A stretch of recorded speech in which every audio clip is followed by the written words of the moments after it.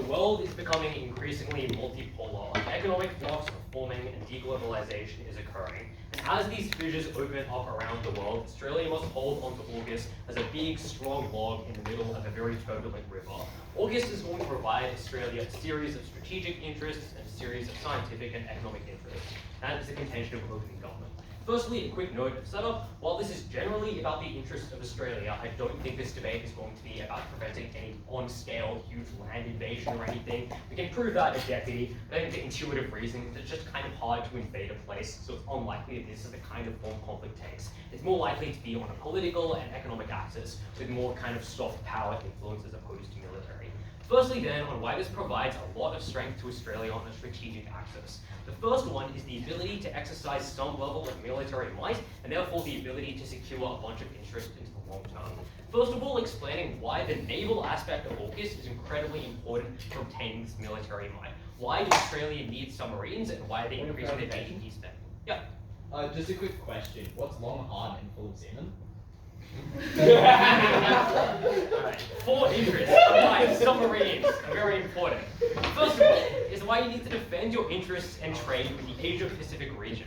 A lot of trade in Australia happens with the ASEAN countries. It happens within Southeast Asia, literally anywhere that's kind of close to Australia. A lot of this trade occurs on a naval axis, and to the extent there's any threat of this trade being interrupted by an actor such as China, it is incredibly bad for Australia on an economic front. It means that people don't get the resources they need, and it means Australia can't rake in as much cash. Second of all, submarines are an incredibly good form of deterrence to full-on conflict. Because there are threats that just don't occur in a sky or like boots on the ground area. Because you can have the threat of spying, because you never know when a submarine is going to be there. You wouldn't want to attack any form or like create a blockade of any form of trade, because you just don't know whether or not a submarine is there. Noticeably, this is especially effective because of the info slide, in which these kinds of submarines can hang out for a long time. But third of all, Australia can kind of protect its freedom of navigation with the implementation of this kind of submarine power, because if you have a bunch of submarines there and you have the fear of deterrence, it's unlikely that anyone is going to mess with you.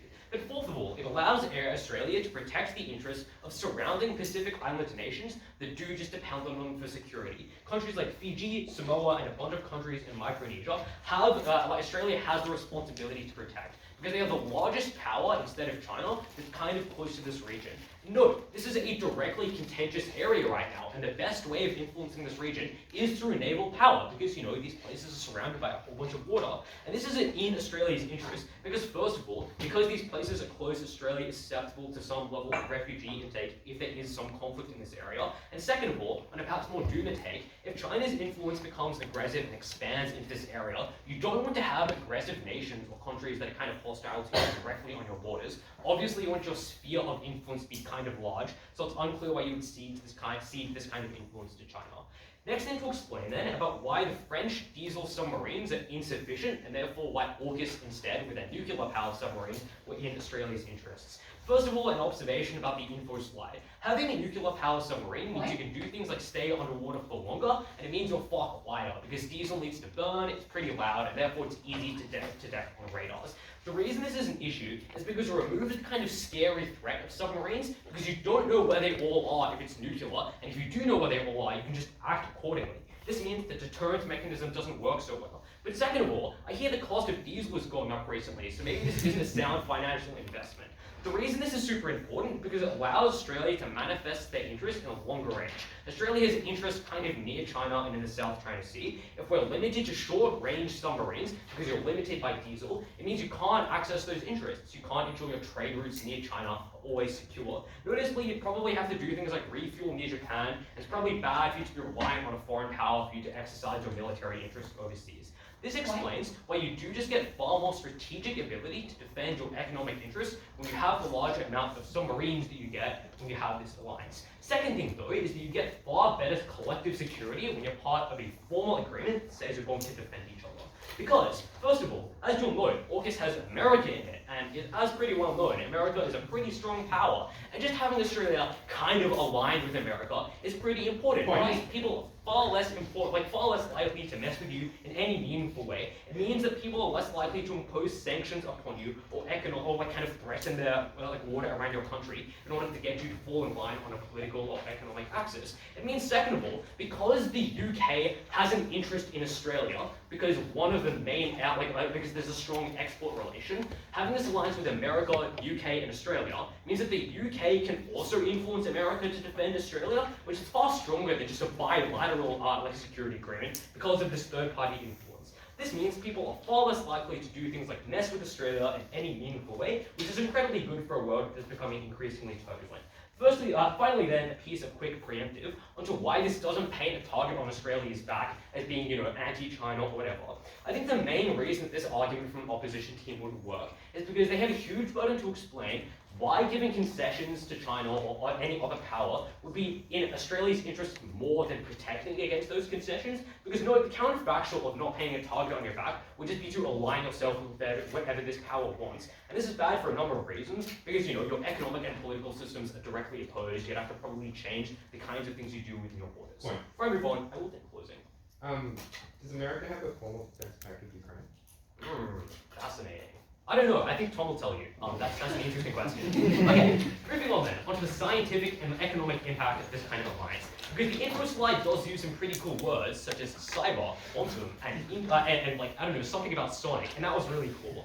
First then, explaining why technology is so important. Because this is a world in which economic and military, sufficiency is going to be cool in the way you can build better stuff and better deterrences than your enemies. And the speed of obtaining this technology is really important. Because the first countries that can develop this are going to get all of the firm investment within them, so it's hard to compete if you're kind of late to the party. And second of all, there's a huge first mover advantage. That is, if you're the first guys to make quantum computing, you can use those quantum computers to make better quantum computers, because they're really quick. So there's huge incentive to get it quickly. Why do you need this alliance to get this kind of knowledge quickly? Because Australia is a small economy, both in terms of population and the amount of money it has, such that we can't compete with giants like China. This means you do need alliances with countries like the UK and countries like America in order to do this kind of development. And it must be on a government axis, because the government actively deters any kind of development in the military sector, because it's kind of cringe to have your military secrets out there. It's important strategically, it's important economically, sounds like a good idea.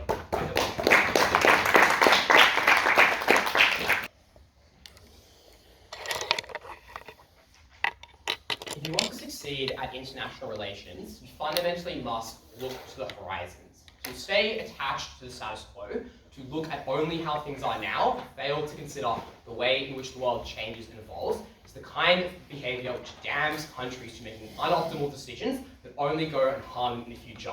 This is a government bench which looks to the past, which looks to a history of US dominance, and just assumes that is what's continued to stay. We, on the opposition bench, are far more open-minded.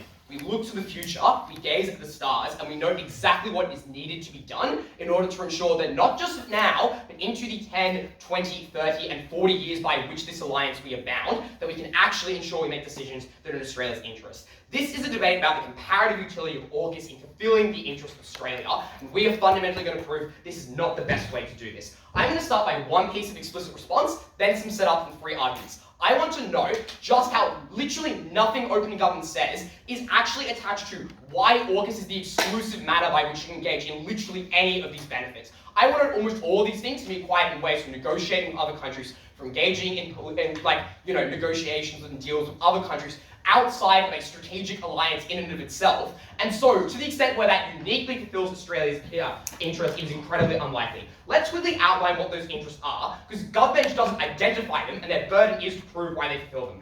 Threefold broadly. Firstly, Australia needs to protect its own domestic population, both militarily from external threats, but also just in general ensure its well-being and quality of life. Secondly, it's to maximise its own global power, both as its means within the region, but also its generalised influence over development and events within the world more broadly. And finally, it's to ensure its own economic prosperity. Within that, let's get onto the first argument. Why this locks out your capacity into allyship with China, and why that is so incredibly harmful to your own interest. And I will note here, it is opening government who is most likely to end up in a world where they have to make concessions with China, because in engaging with AUKUS, you fundamentally lock yourself in not being able to negotiate and not being able to engage on a peaceful or even non-oppositional turf. You necessarily frame yourself as an enemy of China, and that means you cannot engage in far subtler tactics that ensure you're able to prioritize your own interests. The The first thing I'm going to note in this argument is that Australia derives minimal value from a closer relationship with the US and the United Kingdom, and to the extent they do, AUKUS is entirely unnecessary as a means by which we're acquiring this. First observation under this, just to note, these are not regionally proximate countries. They are quite literally on the opposite side of the world, so the extent to which they're able to do things, for example, like come to your aid, like their suggestions of a collective defense pact,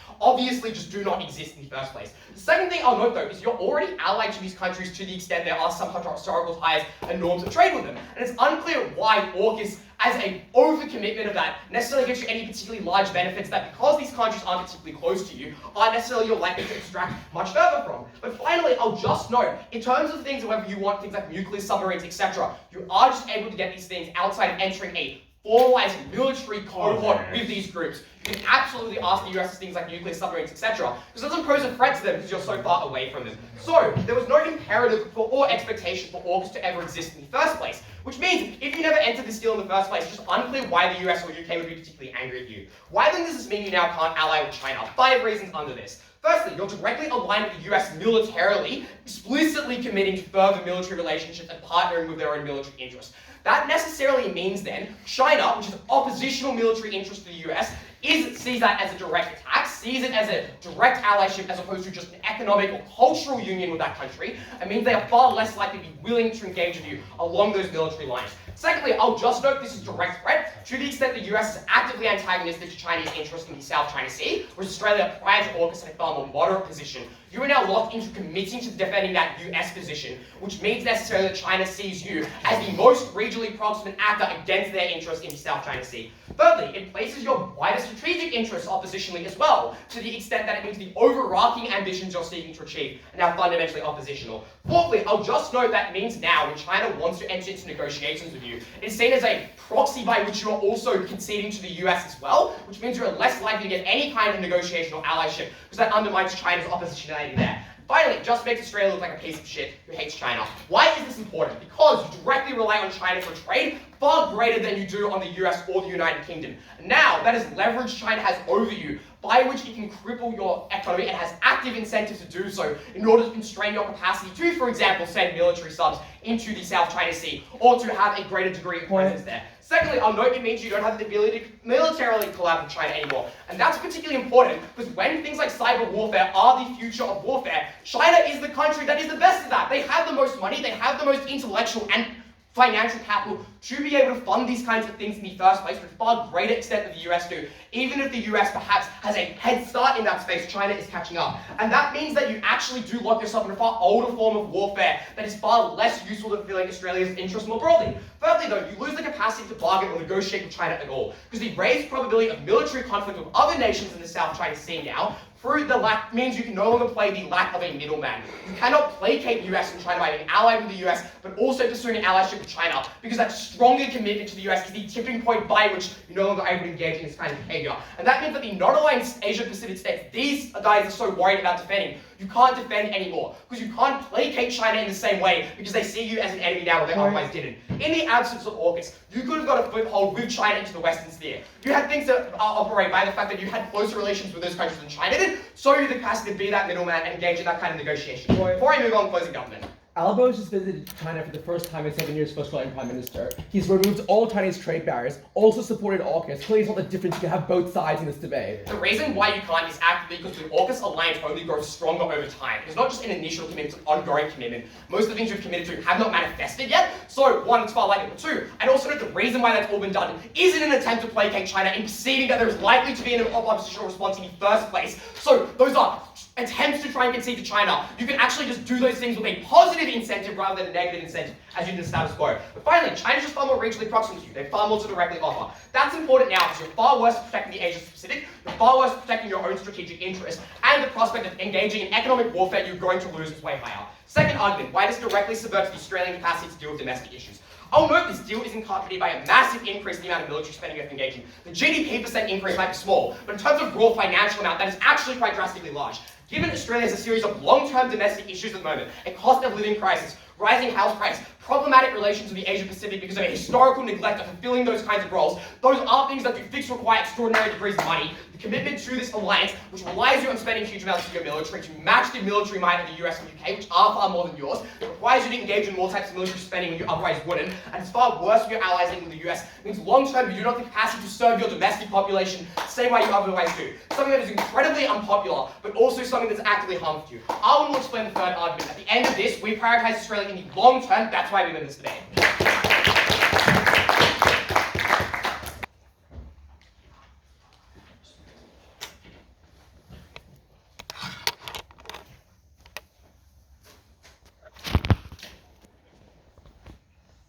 I think Dan self-rebuts at the end of that speech. I mean, like, it's about the long term. Spends the entire debate in that speech doing their best to predict what will happen in the next couple of years.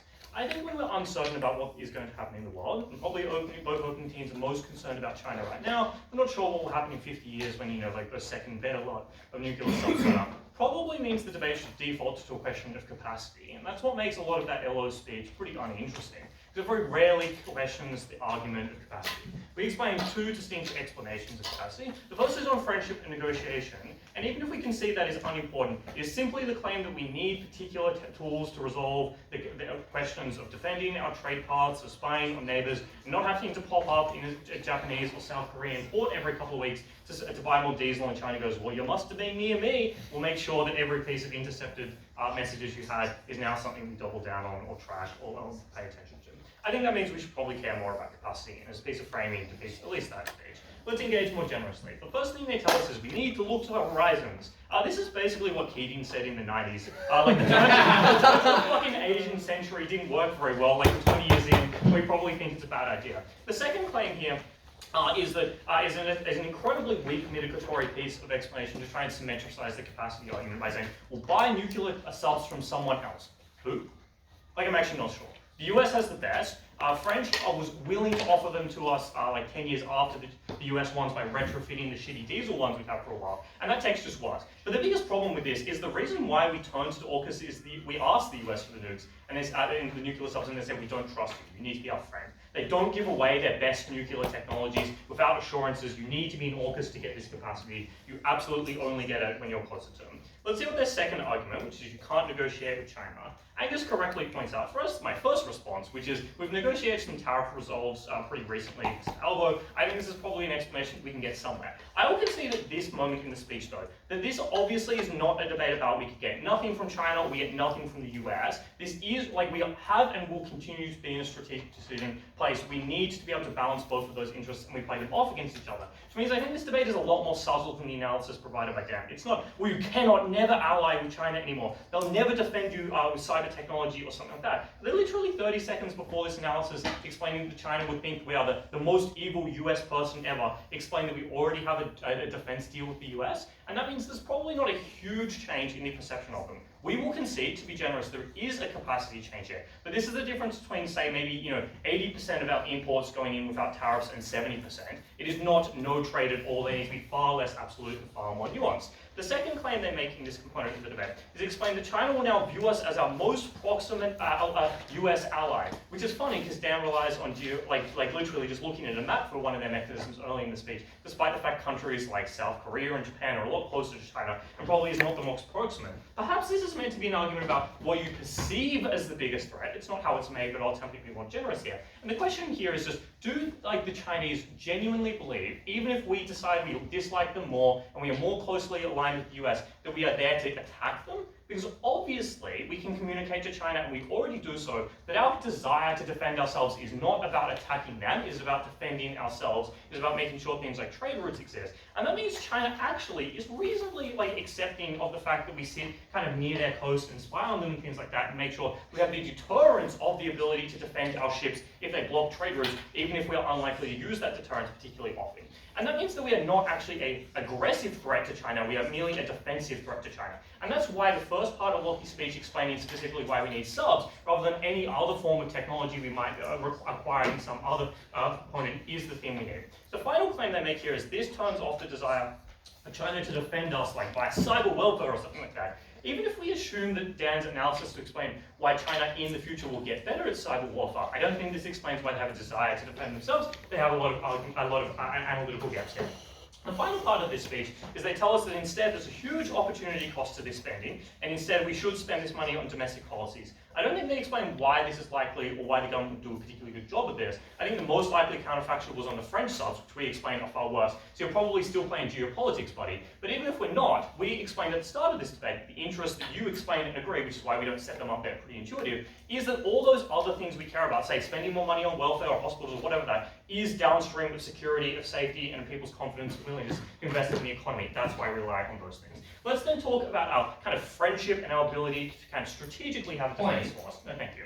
The first thing I would point out, as Lockie does, is this debate is probably not about total war and the US is willing to defend ourselves to China, like, tries to destroy us or something like that. Like, we're just not that crazy. It's not really what the debate's about. I don't think any fucking, like, Aussie military white paper is genuinely concerned about the capacity of China to invade us. They're not that interested in doing so. And that probably means this debate is more about is China decides it wants to tariff a few more of our things, or someone decides they don't want to buy one of our products, or they kind of just want to like sanction us in the UN, or whatever other small diplomatic power thing, is how much can we reasonably deter them from doing small things by slowly escalating our ability to threaten them without going to war. And uniquely, submarines provide that, uniquely, closer US friendship provides this. We explained that the unique factor about AUKUS is not that we are closer to the US by just like spending more time with them or something like that, but it's in fact the UK's participation in this alliance and their interest in making sure that we are looked after means we basically kind of like double team the US and work on them together to make sure they look after us in this context. And Dan's response to this is unclear why they would do that. Just listen to Lockie's speech. That makes lots of sense. Closing, you've got a PY? No, opening. What is it? Yeah, if security is the primary interest of the debate, why is it nuclear subs are by far the most important thing for your own domestic security? When your analysis explain why it's listening to international. Lockie's speech, like international. Okay, first problem. International explains domestic capacity. Second response, you don't actually explain domestic capacity. You say we'll have more money. Don't explain what we do with it. And finally, I think we do explain that you uniquely need this sort of international defense capacity. Your ability to woe a country like Fiji or Somalia or something like that, and make sure that those people do not become, I don't know, like Cuba for China and the Cuban Missile for us in the Cuban Missile Crisis. Those things are required when you have friendships. Those things are required by capacity. We explain why you specifically need nuclear weapons. We explain why you need to signal the US friendship. The final part of Lockie's speech that gets no response from Olo is to explain uniquely why we need these particular scientific advancements. Why these are probably likely future advancements in the world, and even if they're not, they're likely to be a set of things that adapt to the needs of the future. We explain why we are incapable of developing those domestic industries ourselves, because we are simply too small. But the desire for the US and UK to work with us on these things means we do get industry, we do get the defense capacity that comes from that in the future. I don't know, maybe we can defend ourselves with, with other cyber weapons. We buy them and build them ourselves. Sorry,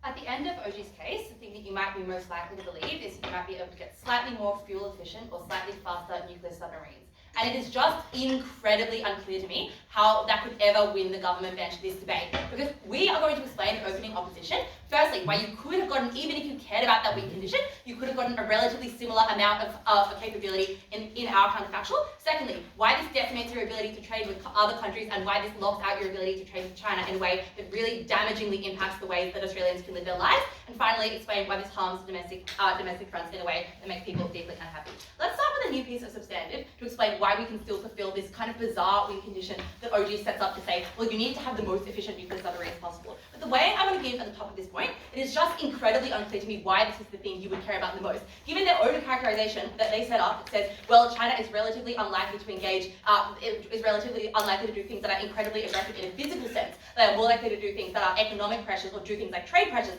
It seems incredibly unclear to me that that is the kind of thing you would care about. Instead, it's the kind of things that the warfare is likely to look like in the 21st century. Things like cyber warfare and those kind of things that are incredibly threatening on a global front that China is becoming increasingly better equipped to handle and incredibly better equipped to enact. Things like Russia is already enacting in the Russia-Ukraine war that would suggest to me that it is incredibly unlikely that nuclear submarines are the thing that you should care about most in this debate. Why then, with the piece of new substantive, would we still be able to get those same outcomes to a relatively similar degree? The first thing I just want to say is that obviously you can still get technology, this kind of technology, even if you were not able, to get it out of this deal. That is for the reason that firstly, you could just turn to other countries like South Korea and Japan also have incredibly capable ways of building the kinds of nuclear submarines that they want to talk about. And maybe that is not 100% of the capability the OG claims, but you could still get to some extent the kind of nuclear submarines that they want to talk about. But also, I would just say that it is unlikely that the US would be so antagonized by the fact that you would not get this deal with them. We would say that they still have an enormous amount of historical trade links. The US and the UK and Australia still have an enormous amount of interpersonal,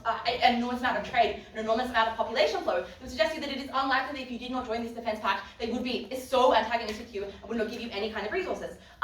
Then they say, well, then we explain why but they say, oh, well, you need trade, you have a lot of trade with Southeast Asia, so you need naval access, and that is why nuclear submarines are particularly important. The first thing I want to point out is just obviously when you get a ton of nuclear submarines in a deal that locks China out of that deal, they take it as an act of aggression, given their attitudes toward the South China Sea and the policies that they are pursuing in that area. That is likely to be seen as a uniquely aggressive factor that China would be antagonized by. But secondly, I would just explain, many of the Southeast Asian countries in this area also have strong ties with China at the same time as they have strong ties with Australia, which means that often out of need or out of safety, there will be a breakdown in those kind of relations because China is able to pressure them to do things like, say, repeal back your trade deals with Australia and those kind of things. So if the thing you cared about in that argument was trade, it was deeply unclear to me why you would ever be able to unlock those benefits. Then they say, well, you can still trade with China. Maybe you can still trade with China in the counterfactual, but you need to create a deal with the US because otherwise they will not enter into this deal. The first thing I would just point out is how self-defeating that analysis is. Because obviously, if you were able to trade, like the fact that you have had to make a deal with the US in this instance explains to you why there would be an escalating degree of tensions with China, because previously you didn't have a deal that you were locked into for 40 years with the US and the UK, and now you do. That would suggest why China is likely to become more antagonized and retaliate. But we would also just provide a set of reasons as to why China is likely to be angry. For the fact they rely on power projection as a large part of how they are able to assert their dominance in the world. The fact that they don't like the idea, like maybe China doesn't think we will invade them, or perhaps they will not invade us. But appearing as if you are a global superpower and you are in control of countries in your proximity is incredibly important to China's interests, which is just why they are likely to do things that are incredibly antagonistic towards Australia, especially when you have a direct alignment with the US military for 30 or 40 years to come, this deal would be likely to require you to peel back on other deals that you have made with China because it would not be in the US and the UK's interest, and now they can strong arm you into creating deals that are worse for China by forcing you to repeal back those deals as part of this trade union. And for the fact that submarines, as I've already explained, are likely to be uniquely antagonizing to China given their positions in the South China Sea. And I would just say, obviously, maybe China will not invade us in a land invasion, but they can do things like peel back trade deals that will decimate Australian industries, that send millions of people out of jobs, things like not buying our iron anymore, or things like that are incredibly damaging to the Australian economy. That does just mean that we would be strong-armed into doing things that we would not otherwise want to do.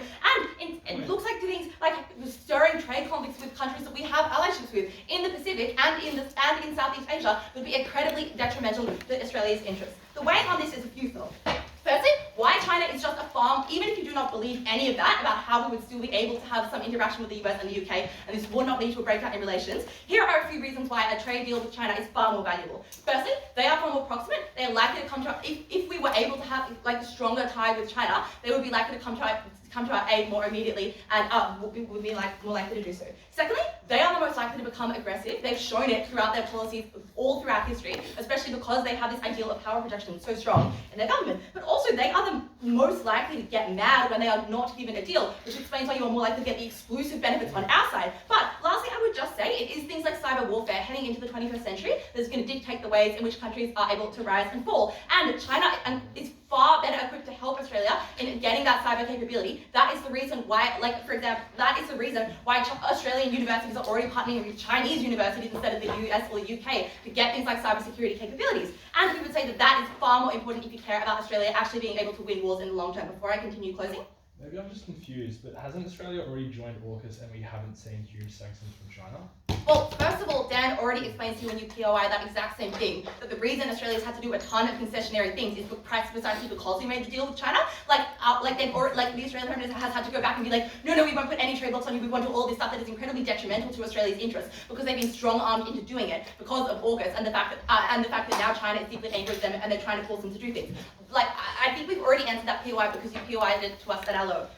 The second thing I want to explain is just what Chinese aggression looks like and why it is so damaging for Australia. Because it looks like things, as I've already explained, like deteriorating trade relations, that just decimate industries that Australia's economy relies on, and that decimate the livelihoods of people in Australia, which is definitely a part of Australia's interest, and one that OGs does not seek to fulfill. But we would also say they can just be way more physically aggressive to us. They are far more proximate. They can do things like break down trade relations with countries that we care a lot about. And that would also have enormous consequences for Australia's economic and international interests in a way that is deeply damaging in this debate. Lastly, we just want to explain, at the end of that, what should you believe? OO is the only team that is able to guarantee Australia's future into the long term, because the government bench locks themselves out of deals with countries that would have actually been able to assure our capability for the kinds of warfare that is going to exist in the 21st century. And we are the only team to fulfill the most important interests of Australia, things like protecting Australia's economic interests, things like protecting Australia's international relations. For all those reasons, you should vote opening opposition.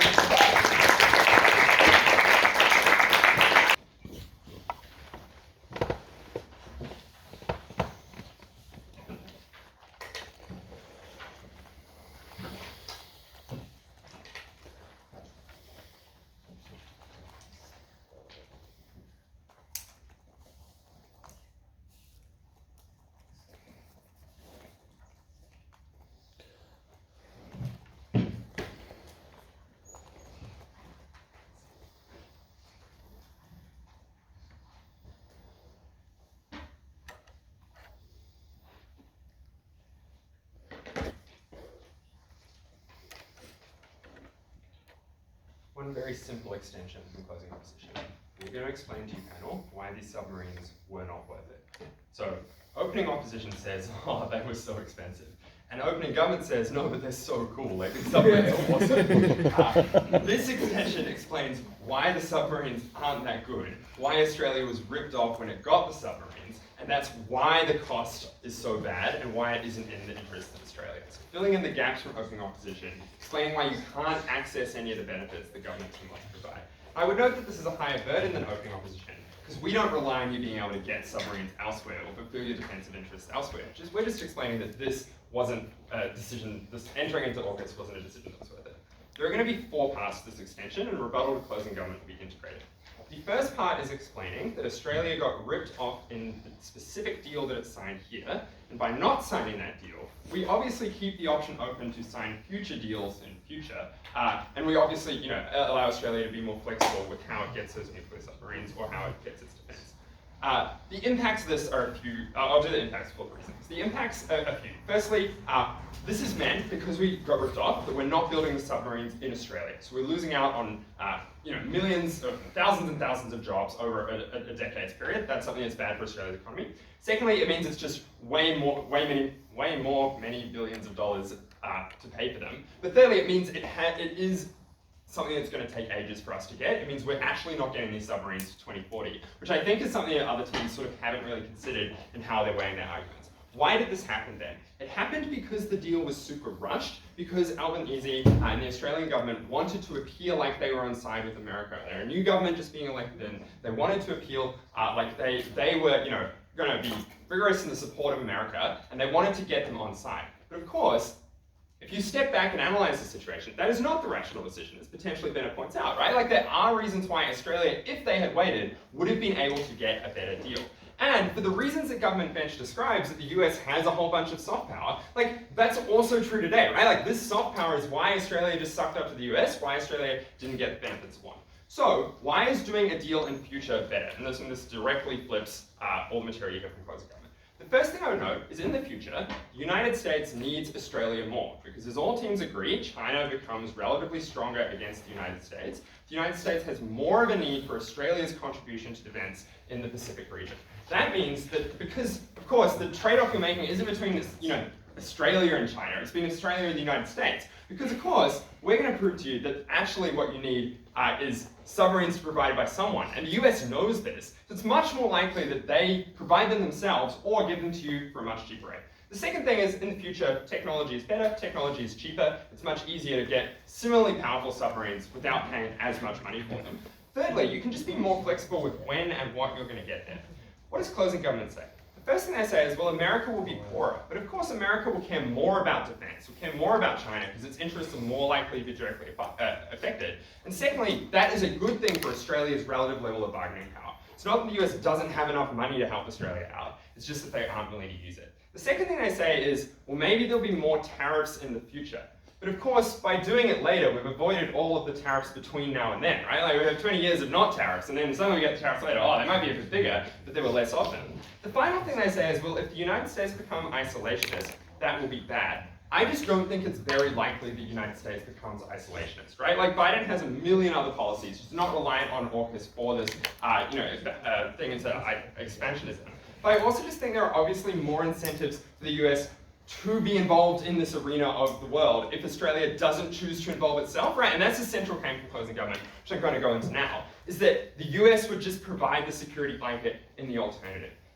Arwen says maybe Japan would do it. Like, maybe. I don't know. I feel like Japan probably doesn't have the capacity at this point to do it. The much more likely argument, we're going to prove to you very simply at closing government, is the United States is just more likely to build their own submarines, provide the defense that Australia needs, without Australian taxpayers having to pay a cent for it. Or if they do pay a cent, as I've just explained, it's going to be much cheaper. Why is that? Firstly, the United States obviously also has all the same incentives to protect the Pacific, right? Like, it's not Australia's proximity to Vanuatu, which means it cares more about Vanuatu, right? Like, it's obviously the United States also cares about stopping the spread of China throughout that area. Secondly, though, the US needs to uphold its other defense pacts. It needs to have the ability to protect Japan and protect Taiwan and countries that it does want to defend. Thirdly, its revealed preference is to defend other countries even when it doesn't have the same closeness of relationship. That's why it is defending Ukraine, because it recognizes that it's important for it to spend billions and billions of US dollars on defending Ukraine, and obviously it cares more about Australia than it does there, right? Like, that's something that's a close relationship, even if you are, slightly less friendly with them. But finally, Australian waters and positions specifically are vital to United States interests because they're close enough to China that you can be relevant, but they're not so close that China can instantly take out your military base. And that's something that means that China, it's actually really vital for the United States. So if Australia doesn't pay the money, the United States is just going to pay the money as well. So the real delta in this debate is not whether there are submarines, whether we're friends with the United States or not, it's who pays for those submarines. An argument from closing government is uniquely explaining why it's much better if the United States pays for the submarines. Yes, maybe you have slightly less submarines, maybe they're slightly less cool, but you don't have to pay for them, and I think you get 90% of the benefit for almost none of the cost. Yeah. This offense is ahistoric. We would have bought the French subs instead. The reason the deal is rushed is because we needed to break off the French agreement. Can you concede that part of the debate? No.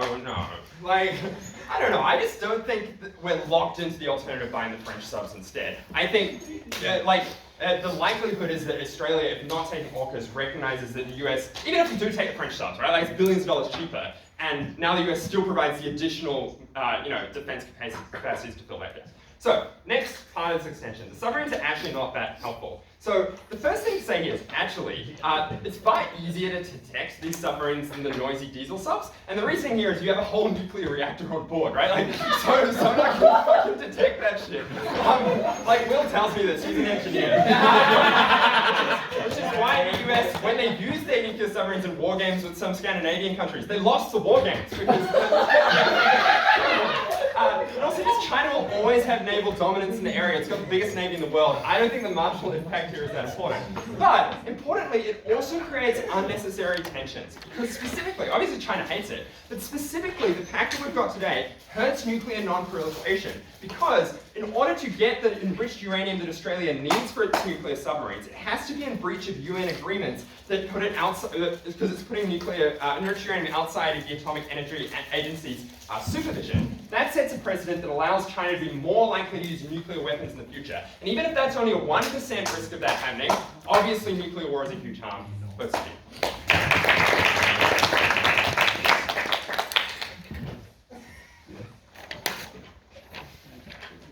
Alright, thank you very much for that speech.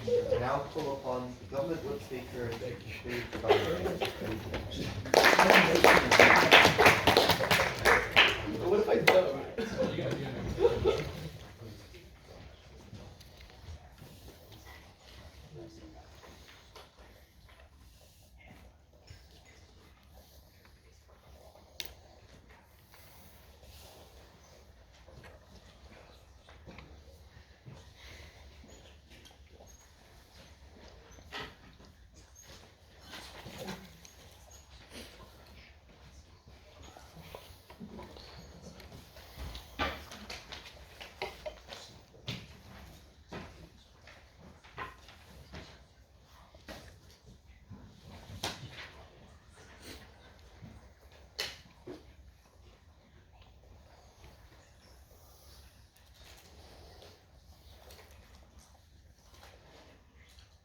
All good?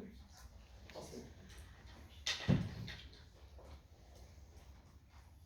When NATO stepped up to fund Ukraine's war against Russia, when Germany sent tanks to Ukraine for the first time ever since World War II outside their own country, the US was able to maintain the political support for interventions in that country and then support Ukraine as well. That is the contention from closing government, that AUKUS is the only thing keeping the United States in the region to protect Australia. They will leave if we do reject this agreement, but also more importantly, we will have to take this deal at some point, which explains why all of OO stuff doesn't make, on the harvest makes no sense. First, why do we have to take this deal now? Again, this frames out opening opposition because all the harms they describe are about some agreement with the United States, some antagonism for China. We have to take that deal. UNCLOS isn't just symmetric. The first reason is because, as Bennett points out, the region is just getting worse and more tense. China is likely going to invade Taiwan in the next 20 years. That is a very consensus in many US circles. We also may point out here, regardless of AUKUS, we're still in an alliance with the United States as well. They have troops in Darwin, for goodness sake. We're going to be involved in a conflict with China if it occurs, regardless if AUKUS happens or not. That's also very, very important. But also, we'd point out, even if we don't take this deal, we're still involved in this conflict. This is incredibly important to the debate, because it means that the difference in this debate is not whether Australia gets to get out and have a relationship with China and still get trade benefits from them. It's at what point with the US are we at when we engage in this conflict in the first place. Okay, now on to closing off. Oh, also, this answers OO's question about whether we have to take this specific deal, because it's the deal the US wants us to take. It is the deal that Japan, South Korea, and ASEAN have all fucking publicly supported in press releases since it was taken. It is the deal that all of America's allies want us to take in the status quo. If we reject and abandon this deal, we're rejecting them and their alliances. That's very important. This deal is important. We have to take it now. Okay, now on to CO. The problem with CO's case is twofold. First of all, there are direct economic benefits to this. The subs are built in South Australia. That's just a lie from Will. They're built in Australia. The reason you know this is true is because Albo had to get this part of the deal to get Labour to support this deal internally in the Labour caucus. That is very, very important. But second of all, also, later is too late. As they conceded on op bench, it takes 20 years to release submarines. We can't wait for China, to get stronger to do it. We have to release it now. We don't have any subs at all. We need other kind of long-term military technologies. We can't wait for tech to get better. That was very, very silly. But also, as we point out, this is the difference in the security blanket being maintained, right? Because this is very important. There's a lot of domestic pressure in the US right now to leave the Indo-Pacific, right? There's rising nativism with Trump. There's issues with funding. They're trying to fund wars in Ukraine and now Israel as well. They're torn in many directions. The imperative for funding this region is dropping, which means if we actively reject this deal in the status quo and don't take it now, the deal will get offered later. It's going to be much worse, with much worse conditions, with much less pressure. CEO is like, oh, well, Australia will have to care about China more. Think rationally here. For a nativist person like Trump, it's not who we care about, it's we don't intervene at all. So that's the main contention from closing government. Obviously, Australia will be more important to a Biden figure in a longer period of time, but that person is going to be in office if we reject this deal and we cause the US to lose that security blanket. We only embolden domestic pressure if this deal fails. Okay, now on to opening opposition's contention about Chinese engagement with China. Couple problem here. The first point, no thank you, is I've already explained in the POI that clearly you can balance both interests. China wants to trade with Australia. China wants to trade with the United States. China believes in stability for their region. They are not just these blanket aggressors all the time. That means that they can trade with Australia with AUKUS. Again, we already are an ally with the United States. We have troops in Darwin. If that was the issue for China, that would be putting tariffs on us right now. They're not. They're reversing them. Clearly, that's not the problem.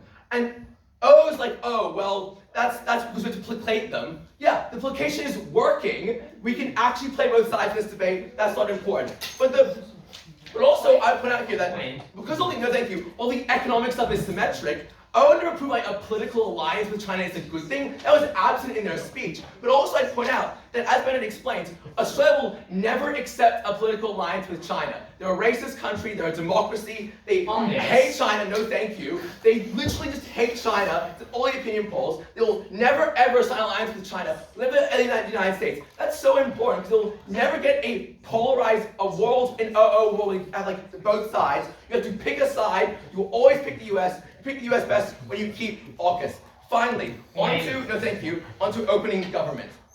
Opening government provide a series of positive things that AUKUS does for the country in terms of technology, submarines, and pressure, and like deterrence. The problem here is that the impact they actually show us is very, very small. Because as every team has identified, we still have an alliance with the United States. Right? The security blanket from OG's argument is still there right now, which means AUKUS is not the tipping point in being able to defend a war against China when there is still a US security blanket. We explain uniquely at CG why that will go away once you reject that deal, and there's much greater harm in this debate. No, thank you. I'll take closing. You have anything? Yeah, you just explained why they already have a security blanket. I think that probably exists regardless of whether there's a deal or not. Why is this deal the only thing that made that blanket exist? Because we explained that there are a lot of other pressures, domestic and international, which are pulling the United States away from the Indo-Pacific. It is not just exclusive about that. So we weigh over opening government very clearly because all their stuff about, we get better trade, better strategy, is all just dependent on that US security blanket. We prove why this is the tipping point for that blanket. Once that deal goes, that's when China can raid boats in the South China Sea. That's when they can cyber attack Australia. That doesn't happen when you have a US security blanket. AUKUS gets a security blanket. This debate is very clear. Australia doesn't support AUKUS because the submarines are powerful and good and do good things, or because, well, China is likely. They understand, and Alba understands, that the US alliance is at a shaky point with the pressures in the Pacific currently. Placating the United States, just like NATO did when Russia invaded Ukraine, allowed the US domestically to put stuff into Ukraine to save the country's life. That is the same case in the Pacific. Vote for closing government.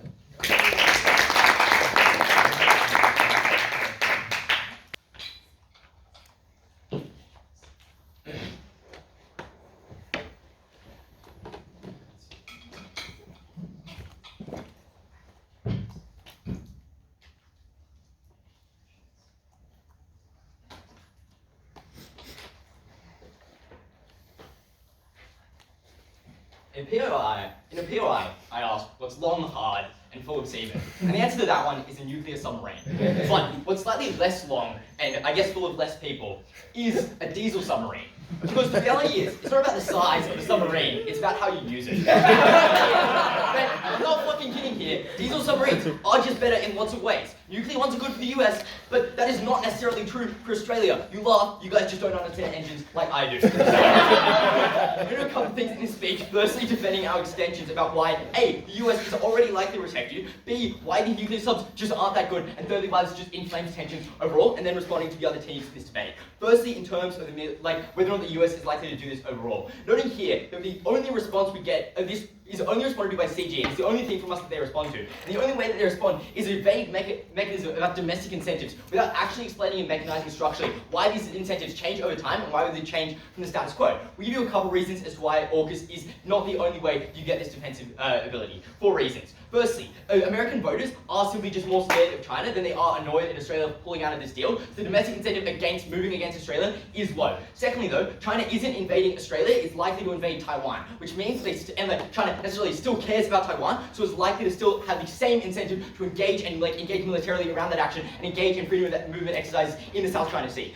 Thirdly though, they simply have a revealed incentive to be more aggressive. That's the reason they signed the AUKUS deal, because they wanted to be more aggressive and they are pro-interventionist of the status quo. Fourthly though, in times of war, domestic popularity for doing intervention skyrockets hugely, which means that at the point where this debate actually matters is a point in which the US is likely to support us. But as well as that, we give you a variety of other reasons earlier on about how the US wants to maintain its monopoly on power in the globe, and as a result, cares about having regional allies and people who can maintain them. This is like the reason they support Israel is because Israel is an ally of the US in a region where they don't have many. So that's the reason why they would continue to support the US. But as well as that, Australia is super useful for the reason we give you that we are close, but not too close to China. So that explains why the US is likely to protect you already and likely to engage in all the things that require that you might need these submarines for, which it takes up literally all of the military benefits they talk about, because all their stuff is about why you need these submarines, and these submarines are so cool, and you don't get them otherwise. But you don't need the fucking submarines when the US has them, because nuclear submarines do exist, and you have access to them right now. The next thing then is about why the nuclear submarines aren't that good. The reality is,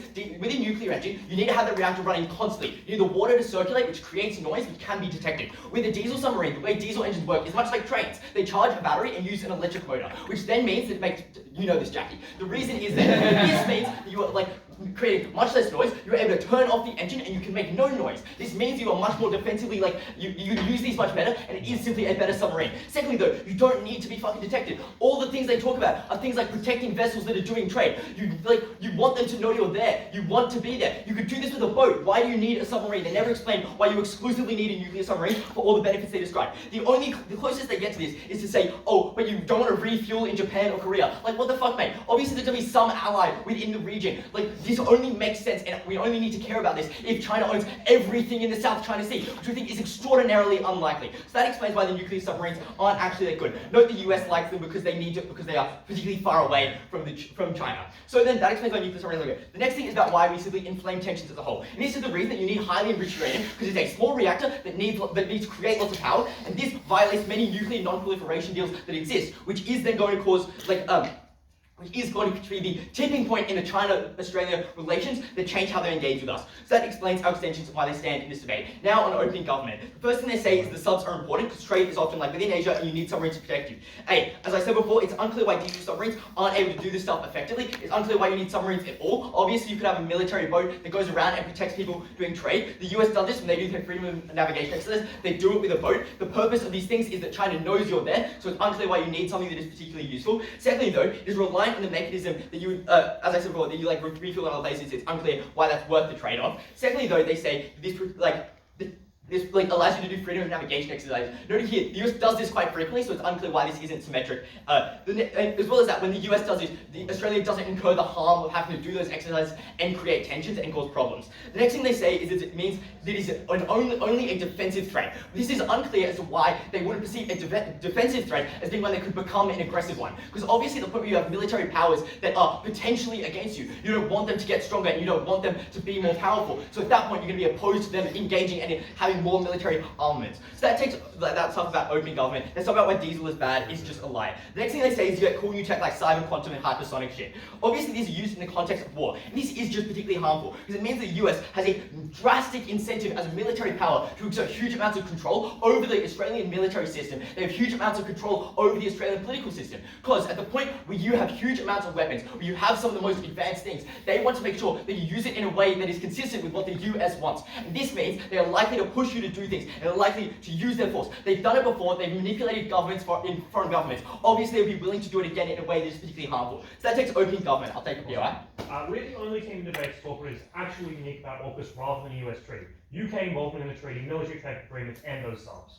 So it's unclear actually why you necessarily need the UK involvement. We give you a variety of structural reasons as to why, independently of whether or not Australia even exists, the US wants to do freedom of navigation, wants trade to exist within the South China Sea. They also trade with China. For all these reasons, it's unclear as to why you necessarily need Australia in this agreement, let alone UK, for all these benefits for you to decide and try to accrue for it to exist. That takes opening government out of this debate. Now onto closing government. Let's say a couple things. Firstly, about how Australia needs to pick a side now and it can't do it later. Hey, I think this is just broadly unimaginative about how people can engage with other countries. Obviously, you're able to shift away over time without making a military threat and without making yourself seem as a direct military opposition to this other country. They say we can play both sides, but obviously both sides can do this, but one side can do it without buying a bunch of submarines and wasting a bunch of money. Obviously, we get a comparative advantage here. So, the next thing they say is that you need to pick a side. But obviously, we respond to this with our extension about how you don't necessarily, why the US is likely to be able to pick the side for you and support you in this way. Particularly, we think the US, necessarily the US is also racist to an extent, so he's also similarly likely to be against China and support you whenever you want to do something.